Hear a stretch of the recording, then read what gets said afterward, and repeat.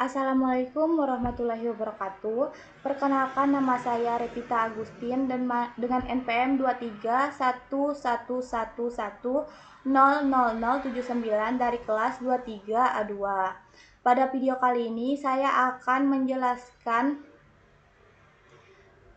sistem informasi pendataan petani lahan dan wilayah berbasis web untuk membuat ERD, DFD level 0 sampai level 1, BPMN, use case diagram, dan diagram activity. Tujuan saya membuat video ini untuk memenuhi tugas ujian akhir semester mata kuliah rekayasa perangkat lunak. Nah, di sini saya mengambil judul Sistem Informasi Pendataan Petani, Lahan, dan Wilayah Berbasis Web, yaitu mengangkat konsep utama berupa pengelolaan data pertanian yang terintegrasi dan terpusat guna mendukung proses pendataan secara efektif, akurat, dan sistematis. Sistem ini dirancang sebagai solusi atas permasalahan yang selama ini masih banyak terjadi di lapangan, yaitu pendataan yang dilakukan secara manual atau terpisah-pisah seperti menggunakan buku catatan, arsip kertas, maupun file spreadsheet sederhana. Cara tersebut berpotensi menimbulkan berbagai kendala, antara lain kesalahan pencatatan, duplikasi data, kehilangan informasi, serta kesulitan dalam melakukan pencarian data dan penyusunan laporan secara cepat dan tepat. Melalui sistem berbasis web, seluruh data yang berkaitan dengan petani, lahan, dan wilayah dapat dikelola dalam satu platform yang saling terhubung. Data petani dapat diintegrasikan dengan data lahan yang dimiliki atau dikelola, serta dikaitkan dengan informasi wilayah seperti desa, kecamatan, dan kabupaten. Dengan demikian, setiap informasi menjadi lebih terstruktur, konsisten, dan mudah diakses oleh pihak yang berwenang kapan saja dan di mana saja. Hal ini akan sangat membantu petugas atau instansi terkait dalam melakukan pendataan, pembaruan data, serta pemantauan kondisi sektor pertanian secara menyeluruh. Konsep digitalisasi yang diterapkan dalam sistem ini tidak hanya berfokus pada penyimpanan data, tetapi juga pada pengelolaan informasi yang lebih efisien.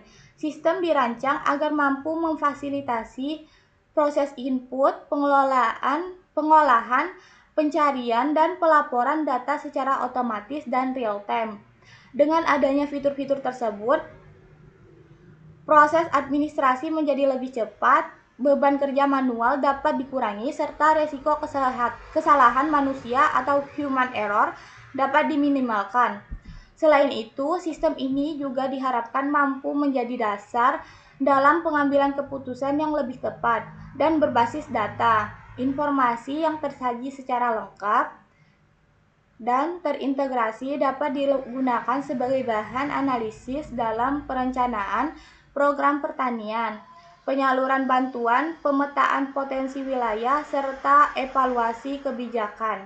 Dengan demikian, sistem informasi pendataan petani, lahan, dan wilayah berbasis web tidak hanya berfungsi sebagai alat pencatatan, tetapi juga sebagai sarana pendukung manajemen data pertanian yang modern, akurat, dan berkelanjutan, sehingga dapat meningkatkan kualitas pengelolaan sektor pertanian secara keseluruhan. Untuk pembuatan dan penjelasan diagram ERD, DFD level 1, level 0 sampai level 1, BPMN, use case diagram, dan diagram activity. Selanjutnya,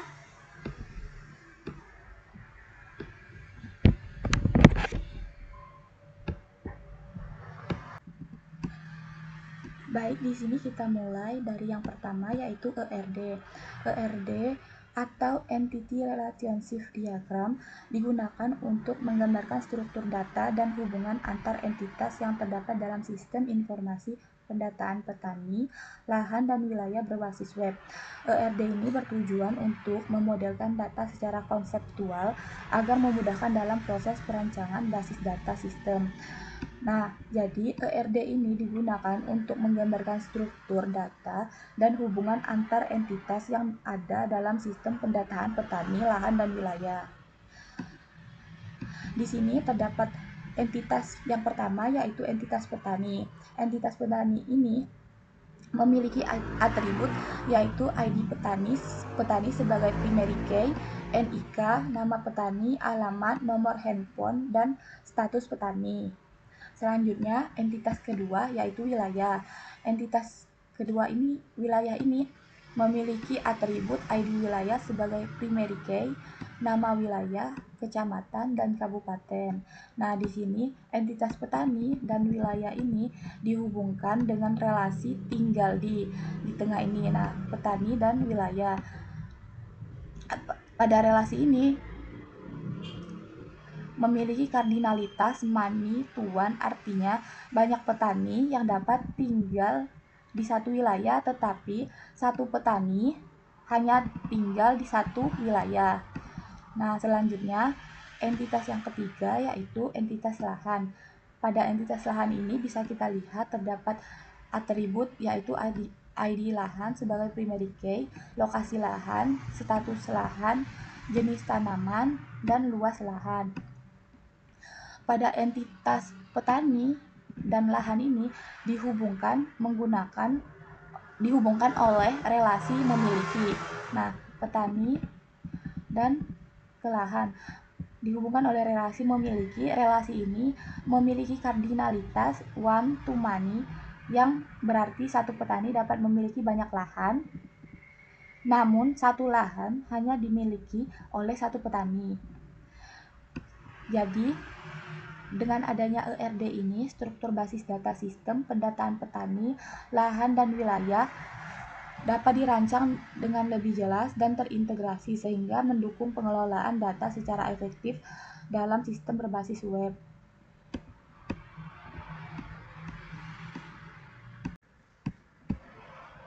Selanjutnya kita beralih ke DFD. Pada bagian ini saya akan menjelaskan data flow diagram atau DFD level 0 sampai level 1 dari sistem informasi pendataan petani, lahan, dan sistem berbasis dan wilayah berbasis web.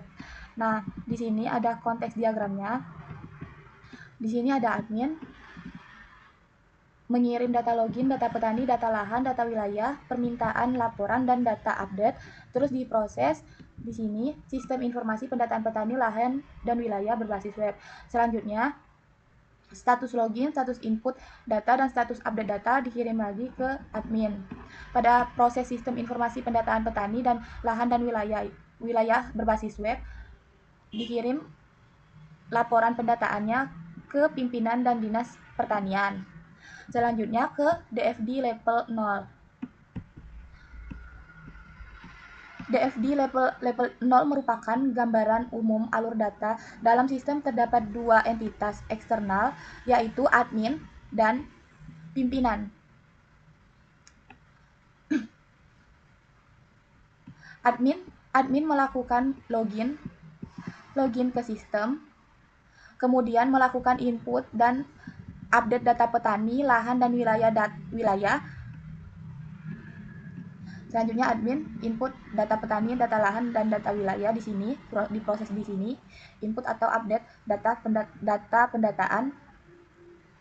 Data tersebut disimpan ke dalam tabel petani. Nah, data-data yang diproses ini disimpan ke dalam tabel petani, data lahan ke tabel lahan, data wilayah ke tabel wilayah.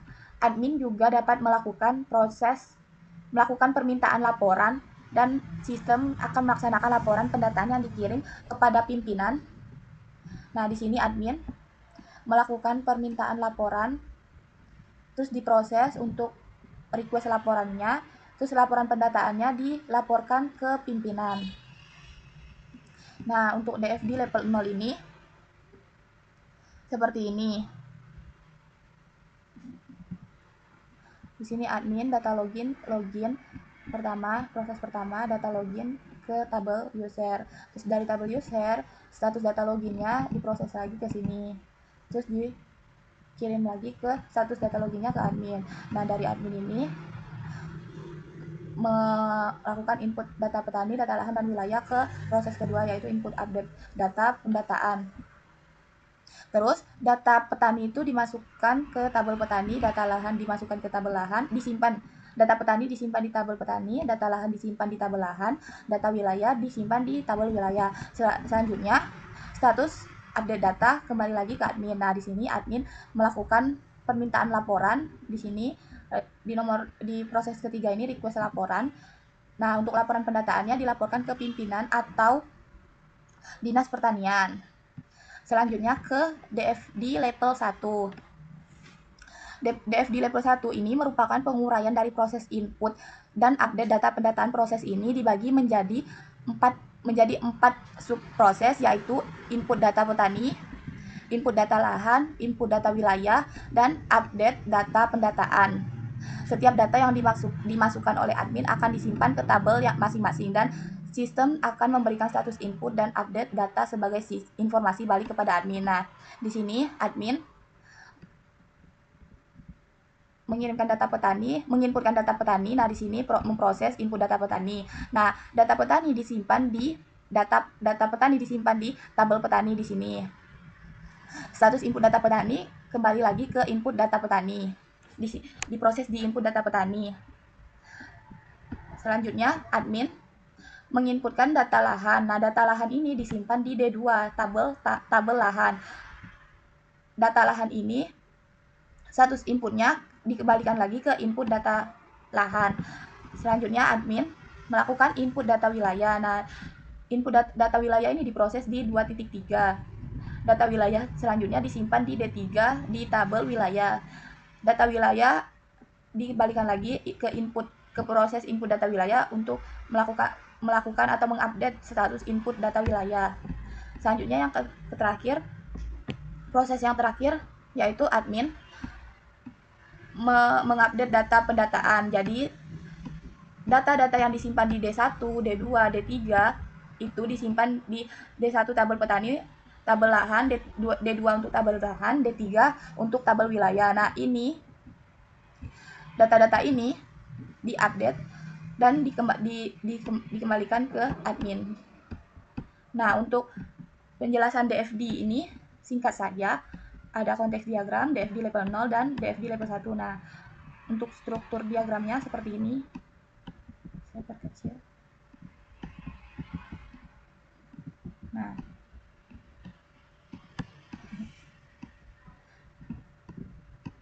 jadi ini konteks diagram DFD level 0, DFD level 1. Jadi, dengan adanya DFD level 0 dan level 1 ini, alur data dalam sistem pendataan petani, lahan, dan wilayah dapat dipahami dengan jelas dan terstruktur. Selanjutnya, kita beralih ke BPMN. BPMN atau Business Process Model and Nation. Ini menggambarkan alur proses bisnis, pendataan petani, lahan, dan wilayah yang dilakukan melalui sistem berbasis web. Proses ini dimulai dari petani sebagai pengguna sistem yang mengakses aplikasi melalui web. Setelah berhasil masuk, petani melakukan pengisian data petani, data lahan, dan data wilayah. Data yang diinput kemudian dimasukkan ke sistem web pendataan di mana sistem menerima data tersebut dan memprosesnya secara paralel. Sistem melakukan penyimpanan data petani, data lahan, dan data wilayah secara bersamaan menggunakan parallel gateway. Setelah proses penyimpanan selesai, sistem menghasilkan laporan data petani, laporan data lahan, dan laporan data wilayah. Ketiga laporan tersebut kemudian digabungkan menjadi satu laporan pendataan terpadu. Selanjutnya, sistem mengirimkan laporan pendataan kepada petani dan proses diakhiri dengan end event. Nah, bisa dilihat pada BPMN ini ditampilkan proses bisnis dan sistem informasi pendataan petani, lahan, dan wilayah berbasis web. Proses ini dimulai dari petani ini menggunakan Swimline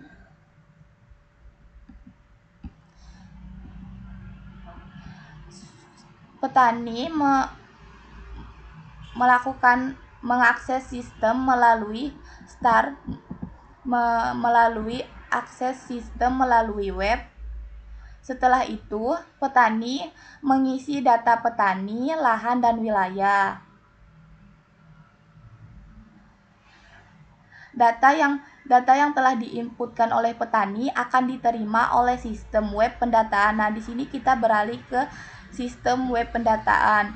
Sistem web pendataan ini kemudian menerima data petani, lahan, dan wilayah dari petani dan memproses data secara paralel, yaitu menyimpan data petani, data lahan, dan data wilayah. Di sini saya menggunakan parallel gateway karena proses ini bisa dilakukan secara bersamaan. Simpan data lahan, simpan data petani, dan simpan data wilayah. Selanjutnya menggunakan parallel gateway lagi untuk melakukan proses selanjutnya, yaitu proses yang bisa dilakukan secara bersamaan sekaligus, di mana laporan lahan, laporan petani, laporan wilayah disimpan di tabel laporan wilayah, laporan petani, data lahan disimpan di laporan lahan, data petani disimpan di laporan petani, data wilayah disimpan di laporan wilayah. Nah, ini kita gabungkan lagi menggunakan parallel gateway. Selanjutnya kita gabungkan laporan. Setelah digabungkan laporan, kita kirim ke petani dan proses berakhir pada end event. Nah, untuk BPMN sistem perancangan sistem pendataan petani, lahan, dan wilayah berbasis web seperti ini. Ini ada swimline untuk proses yang dilakukan oleh petani dan swimline kedua untuk proses yang dilakukan oleh sistem web pendataan. Nah,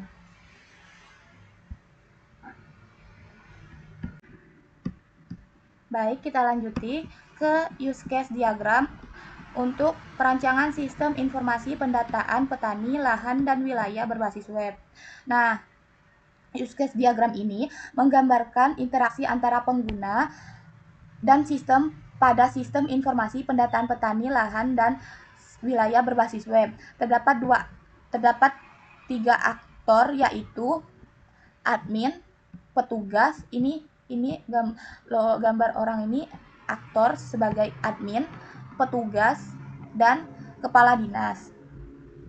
Admin memiliki peran utama dalam sistem, di mana admin melakukan login untuk mengakses sistem. Nah, di sini admin pertama-tama melakukan login untuk mengakses sistem, kemudian menginput data petani. Di sini, kelola data petani. Selanjutnya, admin juga menginput data wilayah di kelola data wilayah. Kemudian menginputkan hasil panen, data hasil panen di kelola hasil panen. Admin juga dapat mengupdate data serta meminta laporan pendataan. Nah, di sini pada admin bertugas mengelola seluruh data dalam sistem, melakukan input, update, dan permintaan laporan. Untuk pimpinan atau kepala dinas bertugas menerima dan melihat laporan hasil pendataan. Dan untuk petugas ini mengelola data petani dan data lahan juga. Jadi di sini dimulai dari aktor atau admin melakukan logi sistem. Selanjutnya admin menginputkan data petani, kelola data petani. Admin verifikasi data petani. Nah, verifikasi data petani ini dikelola. Di sini kita tambahkan extend. Dikelola data petani. Selanjutnya admin menginputkan kelola data menginputkan data wilayah di kelola data wilayah, dan admin melakukan kelola hasil panen. Untuk petugas juga melakukan login sistem. Petugas juga menginputkan data petani di kelola data petani. Petugas juga menginputkan data lahan pada kelola data lahan. Selanjutnya, kepala dinas atau pimpinan. Nah, kepala dinas ini bisa melihat laporan sama seperti admin. Nah, admin juga bisa melihat laporan atau mengupdate data. Jadi, use case diagram ini menggambarkan antara aktor dan sistem dalam sistem informasi pendataan petani, lahan, dan wilayah.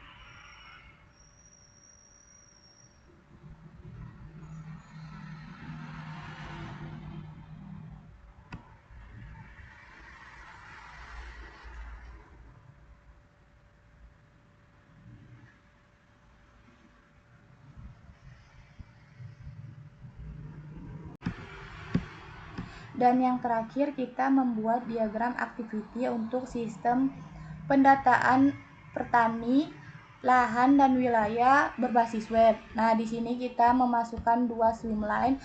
Yang swimline pertama untuk user dan swimline kedua untuk sistem. Untuk activity diagram ini menggambarkan alur aktivitas dari sistem informasi petani, lahan, dan wilayah berbasis web. Proses ini dimulai dari admin atau user yang melakukan login ke dalam sistem. Setelah login berhasil, admin dapat menginput data petani, data lahan, dan data wilayah. Data tersebut kemudian diproses dan disimpan oleh sistem.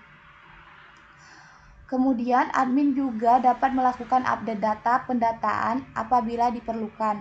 Selanjutnya, admin dapat meminta laporan pendataan yang kemudian dihasilkan oleh sistem dan disampaikan kepada pimpinan atau dinas pertanian. Proses berakhir setelah seluruh aktivitas selesai. Nah, di sini kita mulai dari user atau admin ini start. Nah, di mana admin atau user login ke sistem. Nah, di sistem memvalidasi login, apakah login valid atau tidak. Kalau tidak, sistem tampilkan pesan error. Apabila login berhasil, selanjutnya admin atau user bisa memilih menu data petani. Apabila user atau admin sudah memilih menu data petani, di sistem menampilkan data petani. Nah, selanjutnya admin dan user memilih tambah atau ubah atau hapus dan menginputkan data petani. Jika admin sudah menginputkan data petani, nah data tersebut divalidasi oleh sistem. Nah, di sistem validasi data petani apakah datanya lengkap atau tidak. Apabila data petani tidak lengkap, maka sistem akan menampilkan pesan error. Apabila datanya lengkap, sistem melanjutkan ke simpan data ke database. Selanjutnya, sistem menampilkan notifikasi berhasil. Nah, notifikasi berhasil ini tersampaikan ke user atau admin dan berakhir di admin atau user. Nah, untuk diagram activity seperti ini.